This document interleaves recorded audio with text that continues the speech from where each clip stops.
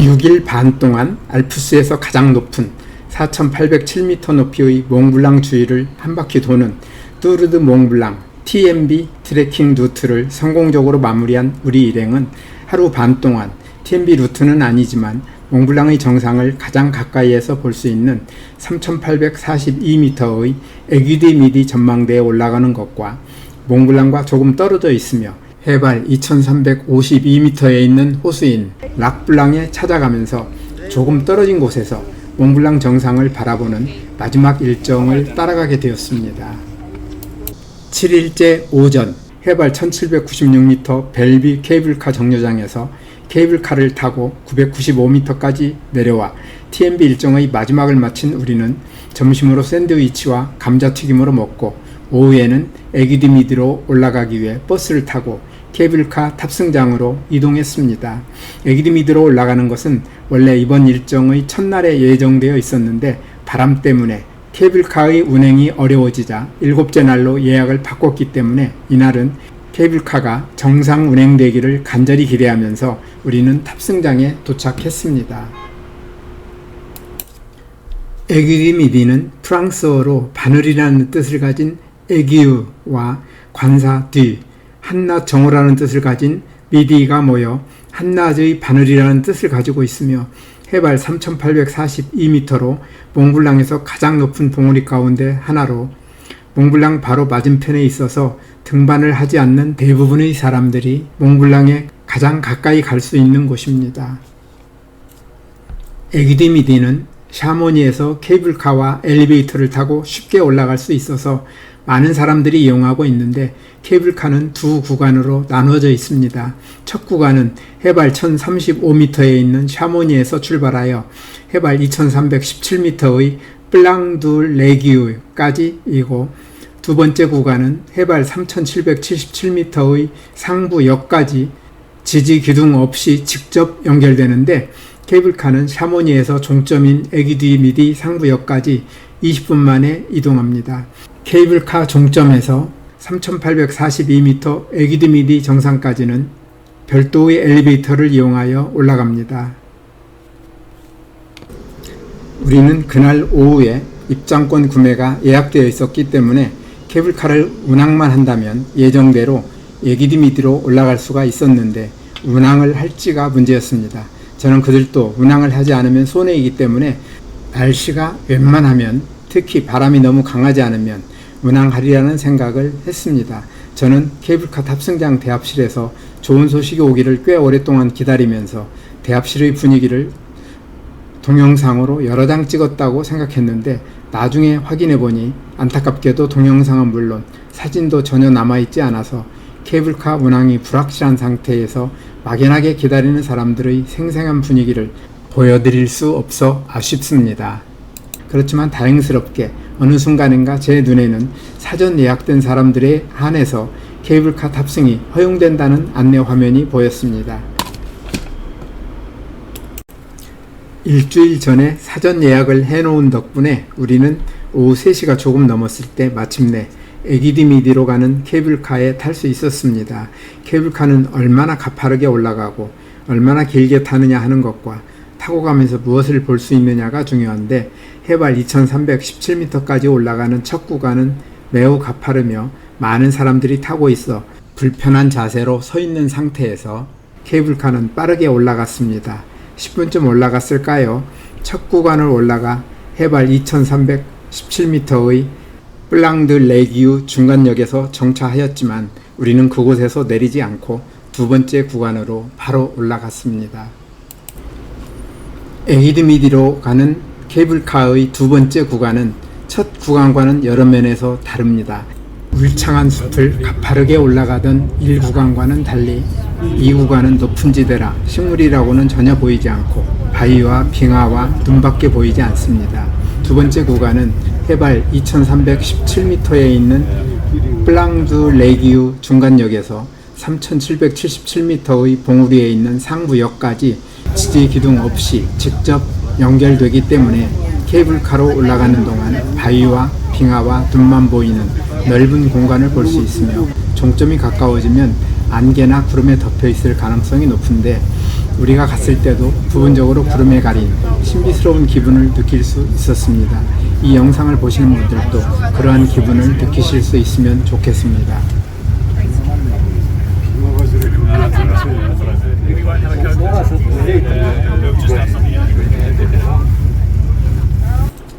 우리가 탄 케이블카는 20분을 달려 마침내 3777m 종점에 도착했습니다.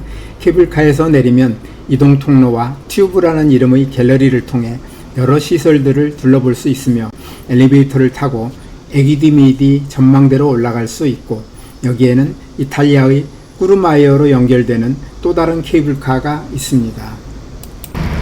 케이블카에서 내려 밖으로 나오니 구름인지 안개인지 잔뜩 끼어 있어 떨어져 있는 산은 말할 것도 없고 바로 앞의 아무것도 보이지 않았는데, 조금 더 가니 이탈리아 쪽으로 연결되는 케이블카가 보입니다. 몽블랑의 이탈리아 쪽 마을인 꾸르마이어에는 3466m에 있는 엘보르네르까지 케이블카를 운행하고 있는데, 이 케이블카와 에기디미디 케이블카를 연결해주는 케이블카가 지금 보이는 세 대가 함께 움직이는 바로 이 케이블카입니다. 에기디미디에서는 튜브라는 이름의 32m 길이의 강철로 만든 이 갤러리를 따라 에기디미디의 중앙 봉우리를 한 바퀴 돌 수 있으며, 전문 산악인들은 에기디미디에서 등산을 시작하거나 끝낼 수도 있고, 스키어들은 에기디미디에서 매우 가파르게 시작되는 20km 길이의 스키 코스를 즐길 수 있습니다. 에기디미디의 여러 시설들을 둘러본 우리는 몽블랑 정상을 가장 가까이에서 본다는 희망을 갖고 이 여정의 하이라이트인 몽블랑을 보기 위해 엘리베이터를 타고 3842m 높이의 전망대로 올라갔습니다. 우리는 몽블랑의 멋진 모습을 잘 볼 수 있었을까요? 몽블랑은 우리에게 자신의 모습을 적나라하게 보여주었을까요? 한마디로 말씀드리면 전망대에서 본 몽블랑은 아쉬울 수밖에 없었습니다. 우리가 전망대에 머문 1시간 동안 구름은 잠시도 머물러 있지 않고 계속 움직였는데, 어느 한순간도 구름이 다 걷히는 일은 일어나지 않았습니다. 걷히는가 하면 또 새로운 구름이 나타나기를 되풀이하는데, 아쉽게도 완전히 걷혀 선명한 모습을 보여주지는 않았습니다. 생각해보면 몽블랑의 하늘은 상당히 맑은 편에 속했다고 봐야 할 것 같습니다. 처음 에기디미디에 도착하여 케이블카에서 내릴 때는 구름이 짙게 끼어 바로 앞도 잘 보이지 않았었는데, 왔다 갔다 하는 사이에 대부분의 구름은 걷혔으니 그것은 대단한 행운이었습니다. 다만 몽블랑 정상 부분은 완전히 걷히지를 않아서 아쉬웠지만, 다른 방향은 대체로 맑았으니 그 정도면 상당히 좋은 모습을 보지 않았나 생각해 봅니다. 에기디미디 전망대에서 큰 인기를 끄는 곳으로 공허 속으로 들어가는 발걸음이라는 이름이 붙여진 유리상자가 있습니다. 해발 3842m 에기디미디 전망대 측면에 만들어진 2.5m 높이의 이 유리상자는 2013년 말에 개장됐는데, 바닥부터 천장까지 5면이 유리로 된 공간으로 유럽에서 가장 높은 명소라는 별칭을 가지고 있으며 빙하 위 1000m 높이에 있습니다. 이 유리상자는 방문객들에게 특별한 경험을 선사하기 때문에 관광 명소가 되어 성수기에는 대기 시간이 20-30분 소요될 수 있다고 합니다. 에기디미디에서 케이블카를 타고 내려오는 길에는 중간역인 플랑드레기우에 내려 잠시 주변 전망을 즐겼습니다. 하이킹이 시작되는 코스이며 보송 빙하와 남서쪽의 구테돔을 거쳐 몽블랑까지 가는 스키 투어링 코스의 시작점이기도 하다고 합니다. 다시 케이블카에 오른 우리는 1구간을 내려와 5 일정을 마무리했습니다. TMB 일정의 마지막 날인 8일째 아침, 우리는 해발 2352m에 있는 락블랑이라는 호수에 다녀오기 위해 버스를 타고 20분을 달려 레프하라는 곳에서 내려 곤돌라 탑승장으로 갔습니다. 지금은 스키 시즌은 아니지만 곤돌라를 타러 오는 사람들은 제법 보였습니다. 곤돌라를 타고 해발 1062m에서 1850m까지 순식간에 거의 800m를 올라가니 산 중턱이었는데, 우리는 그곳에서 다시 리프트를 타고 2390m까지 올라갔습니다. 를 타고 올라가면서 보는 스키장은 참으로 보기 좋았습니다. 지금은 여름철이라 눈은 보이지 않고 초록색 풀들만 보이지만 한겨울이 되어 이곳에서 스키를 타게 되면 참 행복하겠다는 생각이 들었습니다. 저는 25년 전에 이곳에서 멀지 않으며 세계에서 가장 크다는 레트호아발레 스키장에서 일주일 동안 스키를 탄 적이 있었는데 그때의 기억이 생생하게 떠올랐습니다.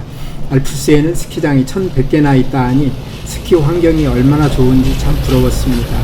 우리나라는 산이 높지 않고 숲이 울창하여 스키장을 만들려면 숲을 망가뜨릴 수밖에 없어서 평창 올림픽 때 가리왕산에 만들었던 스키장이 아직도 복원되지 못하고 있는데 이곳은 원래 풀밖에 안 자라는 지역이라 환경 훼손 문제가 거의 생기지 않으니 참 좋겠다는 생각이 들었습니다. 리프트에서 내리자 바로 앞에 있는 몽블랑이 눈에 들어왔습니다. 하루 전날 에기드미디에 올라갔을 때 구름 때문에 제대로 보지 못했던 몽블랑의 멋진 모습을 이곳에서나마 볼 수 있게 되어 다행이라는 생각이 들었습니다. 몽블랑뿐만 아니라 몽블랑으로부터 왼쪽으로 이어지는 그랑조라스까지 뾰족뾰족한 바위능선들은 멋진 모습을 보여주었습니다. 조금 떨어진 곳이기는 하지만 몽블랑을 잘 본 우리는 그날의 하이라이트라 할 수 있는 락블랑을 향해 출발했습니다. 해발 2390m의 랑덱스에서 해발 2352m의 락블랑까지는 높이에는 별 차이가 없어 길은 평지에 가까운 길과 오르락 내리락을 여러 번 반복하는데 길에는 비교적 돌이 많아 풀을 밟으며 걷는 것보다는 못하지만 그렇다고 험한 길도 아닙니다. 바닥에 있는 돌을 주의하면서 오른쪽으로 펼쳐지는 몽블랑 능선을 보고 걸으니 산책길로서는 훌륭하다고 할 수 있습니다. 다소 단조로운 돌길을 따라 1시간 40분쯤 걸었을 때 우리는 마침내 락블랑 호수에 도착했습니다. 락블랑은 프랑스어로 호수를 뜻하는 락과 흰색을 뜻하는 블랑이 모여 몽블랑이 하얀 산을 뜻하듯이 하얀 호수를 뜻하여 고유명사라기보다는 보통 명사의 이름처럼 보입니다. 이 호수는 주변 환경과 조화를 이루어 아름다운 풍경을 연출하는데 특히 맑은 날에는 호수 표면에 몽블랑의 만년설이 반사되어 마치 호수 자체가 하얀색처럼 보이기 때문에 이러한 이름이 붙여진 것으로 보인다고 합니다. 락블랑은 위와 아래 두 개의 호수로 이루어져 있는데 위에 있는 호수가 좀 더 큽니다. 전통적인 TMB 루트는 락블랑 아래쪽으로 지나가는데 대부분의 TMB 하이커들은 알프스에서 가장 아름다운 호수 중 하나인 락블랑까지 올라간다고 합니다. 락블랑 조금 아래에는 락셰셀이라는 이름의 호수도 있는데 캠핑이 허용되는 락셰셀리에서 캠핑을 하거나 락블랑 산장에 머물면 락블랑 호수에서 해돋이를 감상하며 락블랑 호수를 온전히 만끽할 수 있다고 합니다.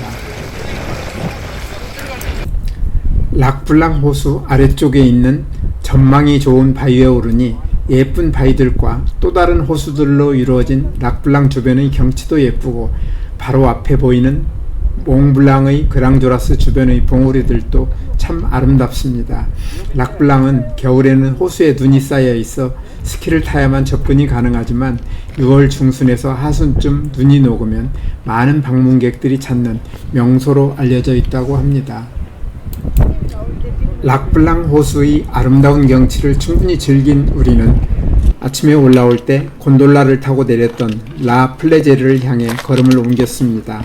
이 길도 돌이 많은 길이라서 우리는 곤돌라 탑승장까지 조심조심 걸어 내려와 곤돌라를 타고 산에서 내려오면서 TMB 몽블랑 트레킹을 성공적으로 마칠 수 있었습니다.